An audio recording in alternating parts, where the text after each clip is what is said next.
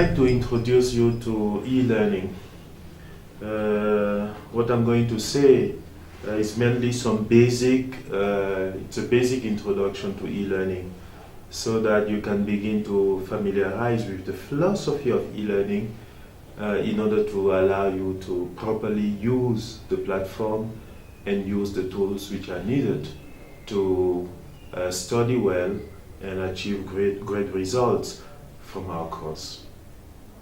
First, what is e-learning? What does e-learning stand for? E-learning is an abbreviation for electronic learning. The e-learning pioneer Bernard Luskin explained E as exciting, energetic, enthusiastic, emotional, extended, educational. So e-learning is an internet-based enabled learning.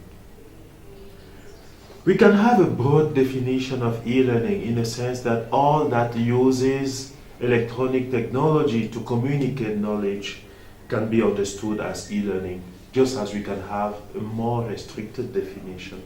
Let us start with the broad definition of e-learning. Electronic learning, in its literal meaning, stands for the type of learning carried out, facilitated, or supported by electronic devices, media, or resources. A restricted definition, more specifically, e-learning can be defined as a way of exchanging and transmitting knowledge which is delivered, enabled, mediated using electronic technology. So here, knowledge or skills are enhanced and delivered using internet technology. So e-learning is a sort of storehouse for teaching on the part of the trainer, for training on the part of the trainees. It's a storehouse for information, learning resources. It's also a storehouse for material for self-assessment and mutual interaction between trainees and trainer for more learning, for achieving, for gathering more information and allowing ones to be successful in learning, in the learning process that the e-learning offers. What types of technology are used? Technology is used to enable and provide the learning process, since people do not actually have a face-to-face encounter, a face-to-face contact, like it often happens with traditional learning method. What I mean by traditional learning method, I mean mainly the classroom model or the physical model. People do not actually meet face-to-face unless it's a sort of blend e-learning training.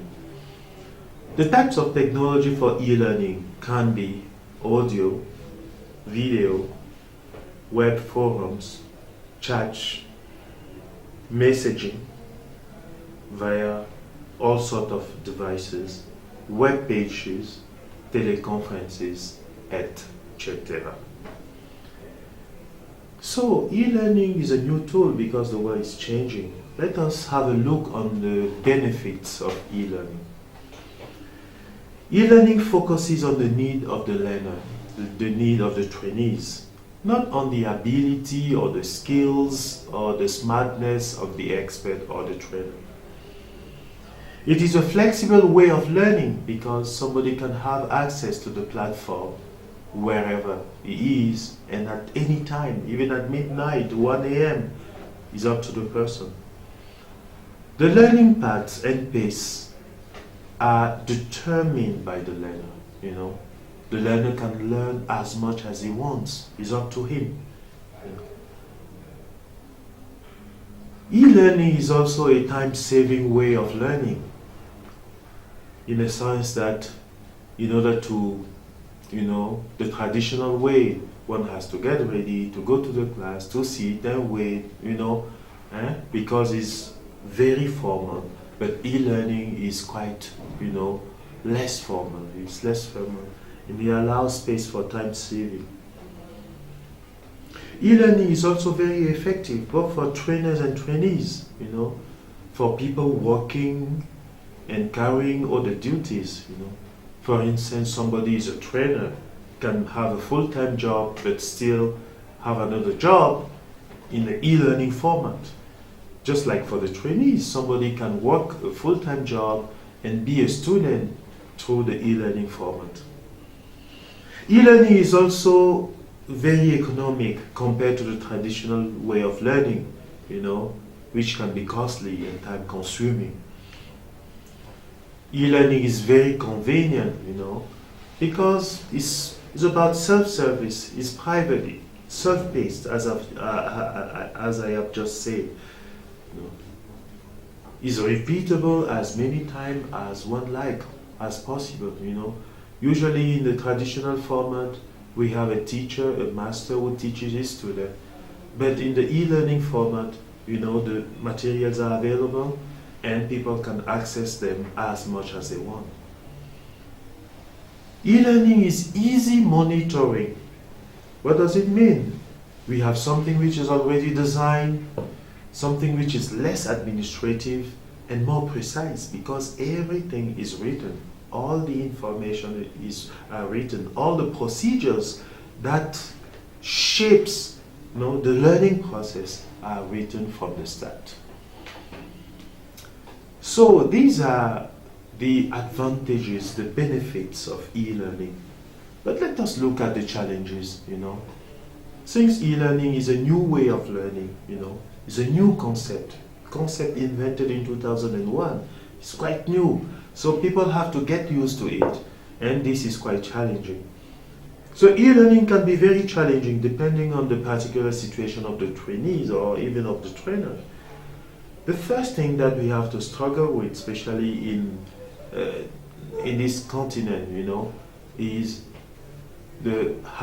securing a good internet connection, having access to a functioning, available internet connection, which is not always given. And what I would advise is that people do not only rely on one sources of internet connection, Look at other means, Beside the ordinary connection that you have in your house, have a connection in your cell phone.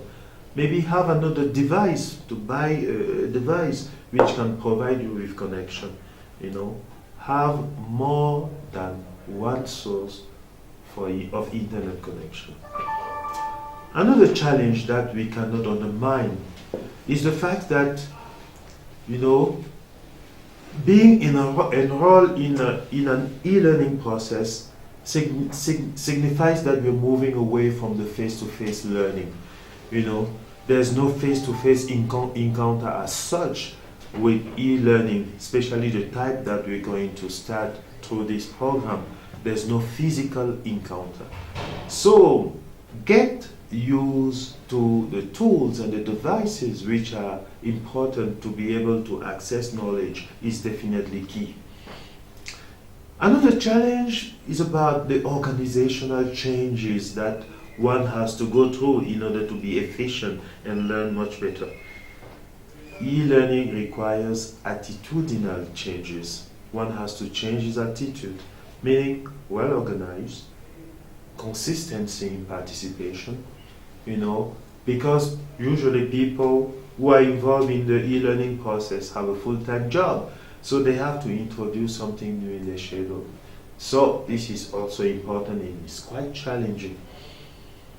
The knowledge of the platform can also be challenging since it's a new tool.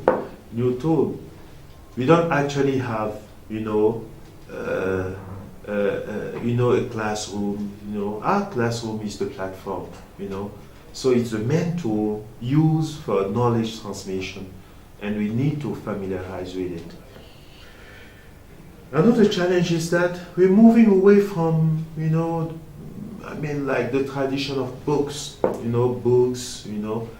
and to web-based material.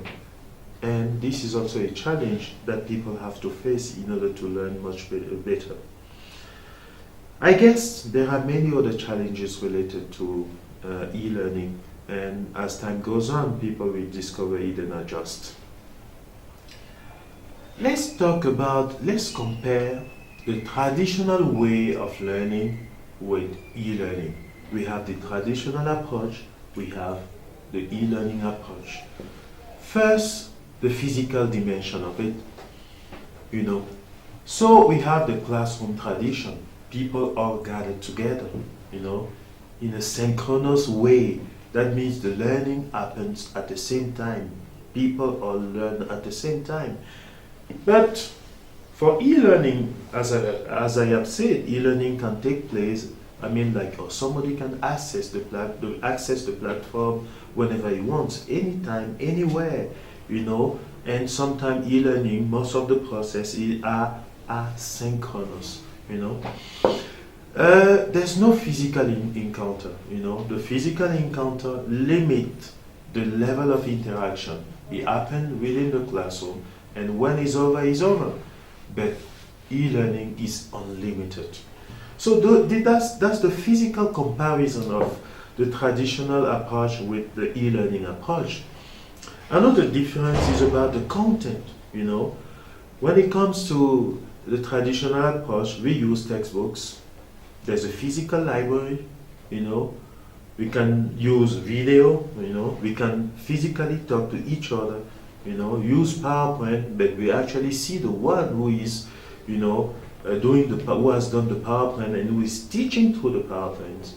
But when it comes to e-learning, we use a digital library, The method mainly is asynchronous, but it can also be synchronous, especially when you use chat. We're chatting all together. We set a time, we chat together with one another, or we can even there can even be an exchange between the trainer and the trainees through, let's say, WhatsApp or Viber or Skype or something else.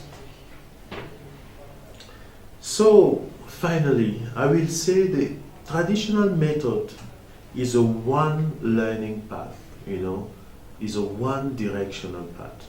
While the e-learning way or approach is multidimensional, So this is something which is important to know, that we're getting into something new that has its own underlying philosophy that we have to embrace and know.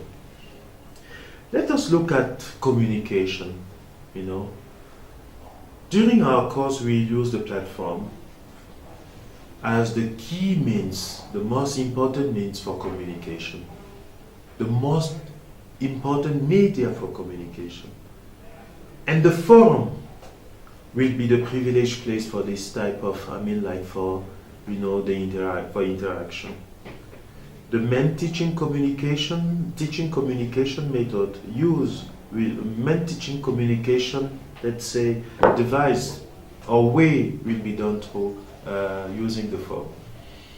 So as a communication tool, the forum setting is also a place for interaction between trainers and trainees and between trainees themselves. So please know how to use the forum. Know how to use the forum because it's fundamental. The forum is the key, let's say, future of what we can call the physical classroom. Because every week, every day, we'll have to answer a question and interact with the trainer and also with other trainees. This is definitely key.